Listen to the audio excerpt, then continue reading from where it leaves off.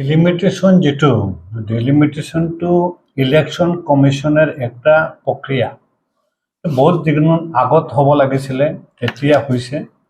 ডিলিমিটেশনের এটা খসড়া ইলেকশন কমিশনে এটা মানে এটা মানুহৰ আগত দিছে যেটো এটা গোটেইখিনি 126টা ডিলিমিটেশনের করি ডিলিমিটেশন মানে কি প্রত্যেকটা সমষ্টিরে যেটো ভোটার প্যাটার্ন আছে এটো ইকুয়ালিটি করা এটো হল ডিলিমিটেশন আর ডিলিমিটেশন সম্পূর্ণভাবে ইলেকশন কমিশনের এখতিয়ার ডিলিমিটেশন একটা খসড়া এটা ওলাইছে কিন্তু খসড়া ওলার পিছত যেটা বিশেষ একটা সংগঠন যেটা AIDF যে দলে বিশেষ করে হিন্দু মুসলমানের রাজনীতি করে বরাক উপত্যকা একটা শান্তির দ্বীপ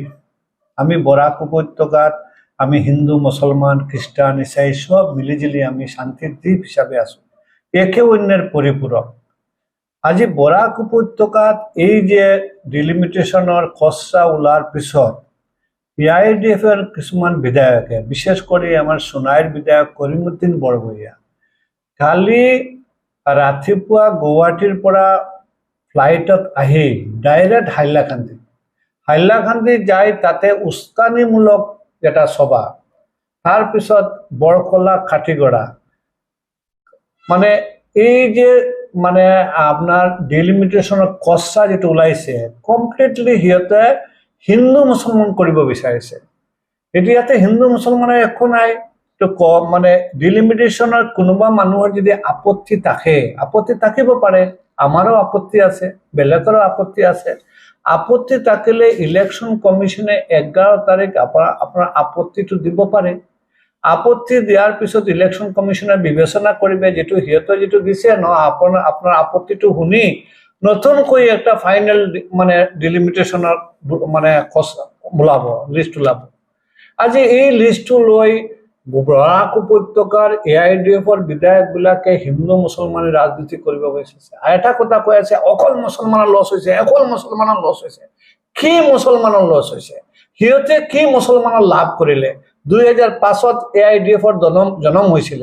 তাৰ পিছত 2005 পৰা 2023 পৰ্যন্ত কিমান মুসলমানেৰ লাভ কৰিলে ইহঁতে খালি মুসলমানৰ হসাকৈ যদি মুসলমানৰ ভাল পোৱা এটা দল আৰ বিজেপি এই ডিলিমিটেশন যদি খসড়াটো ইহঁতৰ পছন্দ মতো হোৱা নাই এটা ৰিজাইন দিয়ে পাবলিকক কওক জনসাধাৰণ কওক আমি ৰিজাইন দিলো এসেম্বলিৰ পৰা এই এসেম্বলিত আমি নাথাকো আরে এসেম্বলিত তাকি গোটেইখিনি বেনিফিট লবা আর পাবলিকত আহি কবা যে ডিলিমিটেশন যেটো খসড়া ওলাইছে আমার পছন্দ মতো নাই আজি চাওক বরাক উপত্যকাত আজি বন মাতিছে কিন্তু বরাক উপত্যকা থেকে ব্রহ্মপুত্র উপত্যকাত AIDF এর বিধায়ক বেশি তাতে তো বংকল করা নাই বরাক উপত্যকার 3 জন বিধায়কে আজি গোটেইখিনি মুসলমানের টিকা লৈ লৈছে টিকা লৈ কৈছে যে আমি শেষ হয়ে গেছো আমার অস্তিত্ব বিলীন হয়ে গেছে এই হয়ে গেছে অস্তিত্ব যদি বিলীন হয়েছে তোমালোকে কি কৰিছা তোমালোকে যদি বিলীন হয়েছে ভাবা এসেম্বলিৰ পৰা ৰিজাইন দিয়ে হস্যাবত দেখাই দিয়া এটো নকৰিবা অকল মুসলমানক উস্কানি দিবা যে মুসলমান হিন্দু মুসলমান কিবা এটা যদি ঘটনা ঘটাই দিব পাৰা তেনেহলে হেতো তোমালোকে সাকসেস তোমালোকে যেটো উদ্দেশ্যত কৰি আছে বৰাকৰ মানুহে এই উদ্দেশ্যত না যায় তোমালোকে গোটেইখিনি মানে চেষ্টা কৰা সাম্প্ৰদায়িক দাঙ্গা হাঙ্গামা লগাৰ কাৰণে বৰাকৰ মানুহে তোমালোকৰ কথাত কাণ নিদিয়ে আৰ আমি অনুৰোধ কৰিম বৰাকৰ মানুহক গোটেই মানে হিন্দু মুসলমান খ্রিস্টান সব ধর্মাবলম্বী মানুষ প্রত্যেক রাজনৈতিক দলক প্রত্যেক ধর্মের মানুষ আমি এটা অনুরোধ করিম যে এই খসড়া লৈ আমার মাজত যাতে ভুল বুঝাবুঝি নহয় আমি এটো ইলেকশন কমিশনের প্রক্রিয়া এটো কোনো দলর নাই কোনো মানে সরকারের নাই ইলেকশন কমিশন সম্পূর্ণভাবে নিরপেক্ষ ইলেকশন কমিশনে হব পারে এটো খসড়াত কোনোবা ভুল থাকিব পারে আপনার স্কোপ দিছে ইলেকশন কমিশনে আপনি 11 তারিখের ভিতরে যদি আপত্তি থাকে আপত্তি পেশ করুক যদি